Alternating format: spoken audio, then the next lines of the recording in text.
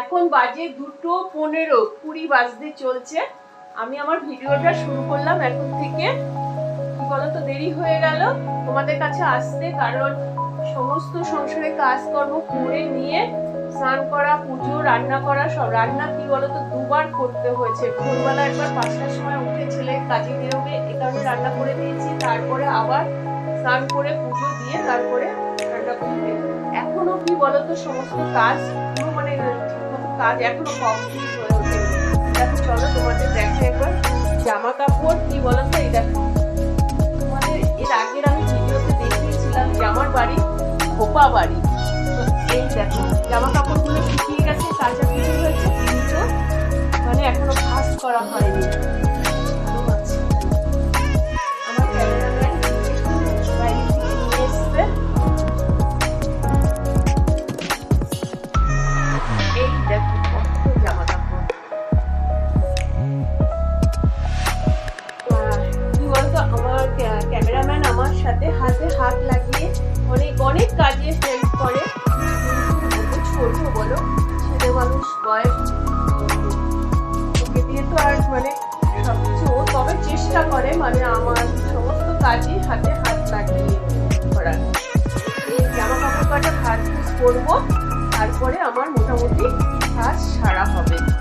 আর কি বলতো, আমার ভিডিও করা আছে, সেই ভিডিওটা আজকের সাথে আমি এডিট করে দেবো। প্লিজ তোমরা, এই দিদিভাই অনেক কষ্ট করে তোমাদের কাছে, মানে একটু তো জানো যে আমরা ক্যামেরা করতে পারি না, সেরকম ভয়েস দিতেও পারি না। আর ভয়েসগুলো মানে একদমই ভয়েস দেওয়া শিখতে পারিনি। প্লিজ একটু কষ্ট করে দেখে নিও।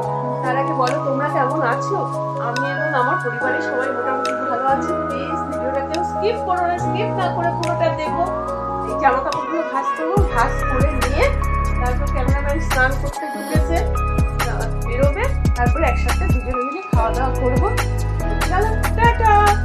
এই দেখো আমরা যে ঘরোয়া পদ্ধতিতে, আমরা বললে ভুল বলা হবে, আমার ক্যামেরাম্যান যে কুলপি তৈরি করেছিল একদম ঘরোয়া পদ্ধতিতে হাতে তৈরি করেছে।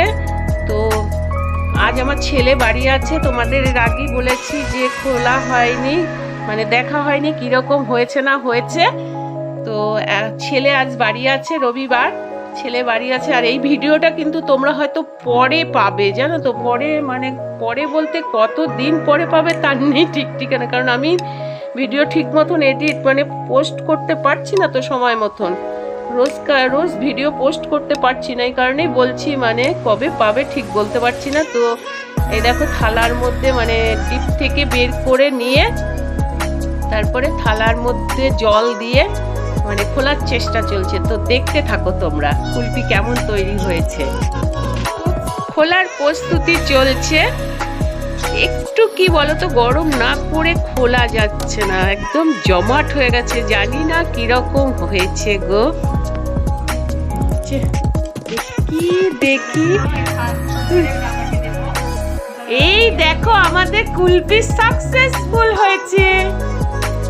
কাকে দিচ্ছি? দাদাকে দিয়ে, দাদাকে। দেখো দাদা বাইরে বসে আছে। এই দেখো রেমাল ঝড়ের জন্য আমার ছেলে বসে আছে। আরে দেখো কি বলছে, দেখো কে বল কেমন হয়েছে।